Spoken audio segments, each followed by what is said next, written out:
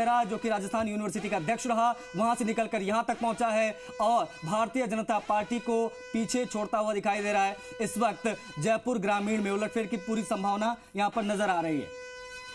विराटनगर झोटवाड़ा आमेर में राव राजेंद्र आगे, जयपुर ग्रामीण सीट। ये बड़ी खबर, जयपुर ग्रामीण में विराटनगर झोटवाड़ा आमेर में राव राजेंद्र आगे हो गए हैं। ये बड़ी खबर टीवी स्क्रीन पर। जयपुर ग्रामीण में अब उलटफेर की संभावना। विराटनगर, झोटवाड़ा, आमेर, ये 3 जगह जयपुर ग्रामीण और इनमें राव राजेंद्र आगे। हालांकि अनिल चोपड़ा ओवरऑल अगर इस सीट पर बात करें, जयपुर ग्रामीण सीट पर, तो अनिल चोपड़ा लगातार बढ़त बनाए हुए हैं, लेकिन कुछ जगहों पर राव राजेंद्र सिंह आगे बढ़ते हुए नजर आ रहे हैं। यानी शुरुआती रुझान जब परिणाम तक पहुंचेंगे तो तस्वीर कुछ और हो सकती है। बांसवाड़ा में बीएपी के राजकुमार रोत लगातार बढ़त बनाए हुए हैं। 27,737 मतों से राजकुमार रोत आगे बढ़ रहे हैं, आगे बढ़े हुए हैं बीएपी के राजकुमार रोत। ये एक एक तस्वीर, एक एक सीट से विराटनगर, झोटवाड़ा, आमेर में राव राजेंद्र आगे, तो बांसवाड़ा में बीएपी के राजकुमार रोत 27,000 से ज्यादा वोटों से आगे। इधर आप दूसरे उम्मीदवार भी आपको बता देते हैं। राजस्थान में 25 सीटों में से तकरीबन 17 से 18 सीटों पर बीजेपी बढ़त बनाए हुए है। 8 से 9 सीटों पर कांग्रेस आगे पीछे हो रही है। मुरारी लाल मीणा आगे बढ़त बनाए हुए हैं।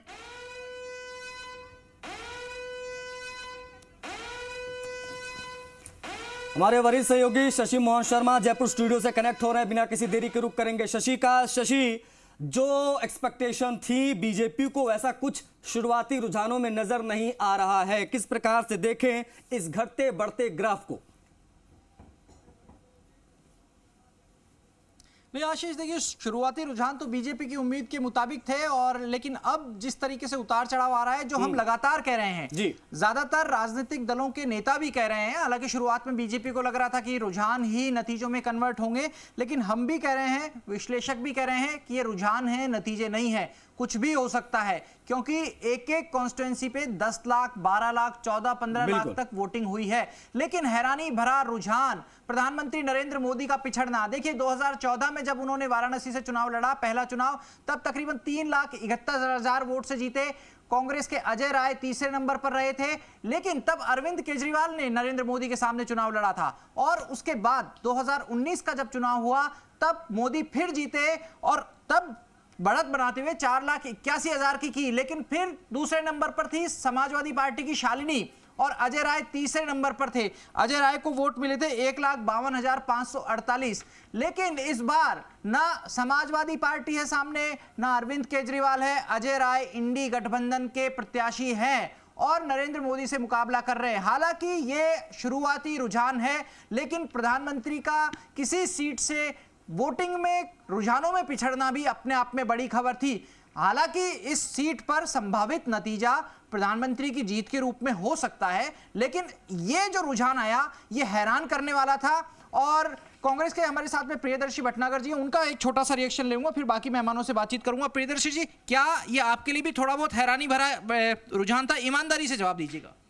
देखिए, हैरानी तो होनी चाहिए, क्योंकि जनता ने इस बार अंडर करेंट के रूप में चुनाव में भाग लिया है और मोदी जी का ध्यान भंग करने के लिए उन्होंने पूरा का पूरी स्थिति बनी हुई है। उसी के आधार पर आज हम कह रहे हैं कि कांग्रेस पार्टी और इंडिया गठबंधन बढ़त की ओर जाएगा। देखिए हैरानी भरा है, प्रियदर्शी जी मान रहे हैं, और जैसा हमने उनसे आग्रह किया था कि ईमानदारी से जवाब दीजिएगा, उन्होंने ईमानदारी से माना। चेतन जी, आपके लिए हैरानी ज्यादा, विस्मय ज्यादा या चिंता ज्यादा?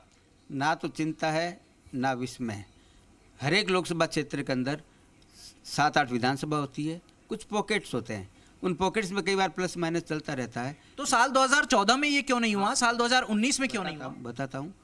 2014 और 2019 में, जैसा स्वयं आपने खुद ने बताया, केजरीवाल जी का प्रकरण बताया, समाजवादी पार्टी कांग्रेस का अलग होने का बताया, लेकिन मैं एक बात निश्चित रूप से कहता हूँ, प्रधानमंत्री जी इस देश के अंदर 2023 लोकसभा चुनाव रिकॉर्ड मतों से जीतेंगे। 2024 का चाहेंगे? 2024 का चुनाव रिकॉर्ड मतों से जीतेंगे और एक रिकॉर्ड कायम करेंगे भारत। देश में सबसे बड़ी जीत प्रधानमंत्री की होगी या दूसरी कहीं से आएगी? बिल्कुल, हमें पूरी उम्मीद है। प्रधानमंत्री जी रिकॉर्ड मतों से वहां से वाराणसी से जीत रहे हैं, इसमें कहीं कुछ उम्मीद है इनको प्रधानमंत्री के जीतने की। राजेंद्र जी हमारे साथ में। राजेंद्र जी, किस रूप में देखा जाए इस रुझान को?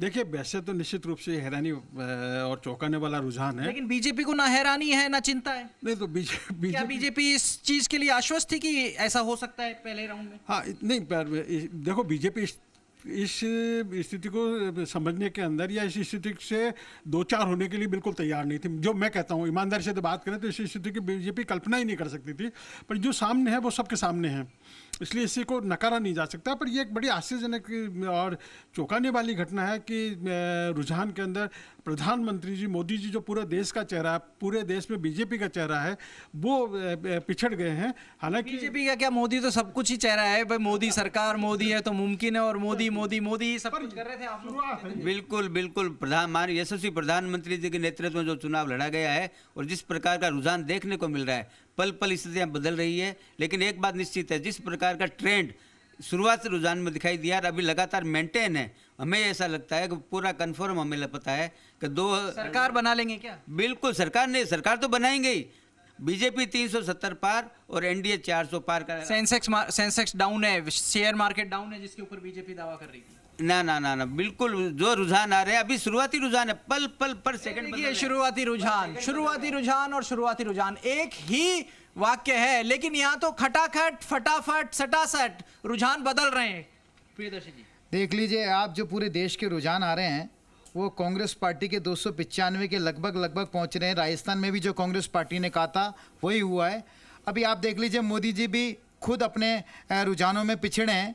ये एक तरीके से भारतीय जनता पार्टी जी और मोदी जी का जो कुशासन है उसका अलार्म है। प्रियदर्शी जी, कहीं ना कहीं जनमानस में आपको भी ऐसा लग रहा है कि मोदी जी के साथ में जी लगाना है तो भारतीय जनता पार्टी के साथ में भी जी निकलता ही जा रहा है। तो क्या आपको लग रहा है, ये सम्मान देना अच्छी बात है किसी भी व्यक्ति के प्रति, अगर आपसे बुजुर्ग हैं, उम्रदराज हैं तो सम्मान दिया ही जाना चाहिए, लेकिन क्या ये सम्मान राजनीति में इस प्रतिस्पर्धा में दिख रहा है? 12-12-1 के आसपास आ गए आप लोग राजस्थान में।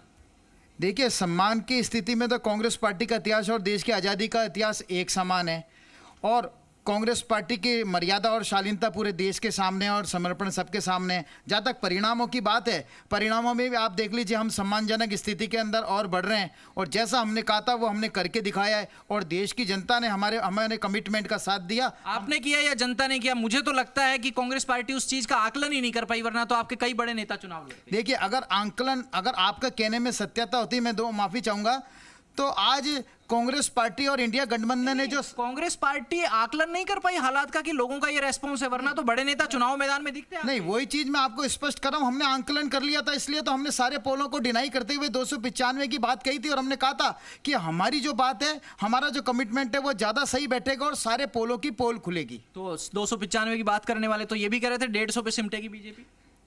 देखिए, आज अभी जो रुझान आ रहे हैं वो रुझान बिल्कुल बराबर के, यानी कि कांग्रेस पार्टी और इंडिया गठबंधन बढ़त की ओर अभी 293 तो हम बढ़त की ओर हैं। बिल्कुल, आप इसमें एक चीज नोट करेंगे कि इंडिया गठबंधन बढ़त की ओर है और भारतीय जनता पार्टी और एनडीए वहीं स्थिर है या रिवर्स की ओर है। इंडिया गठबंधन बढ़त की ओर है।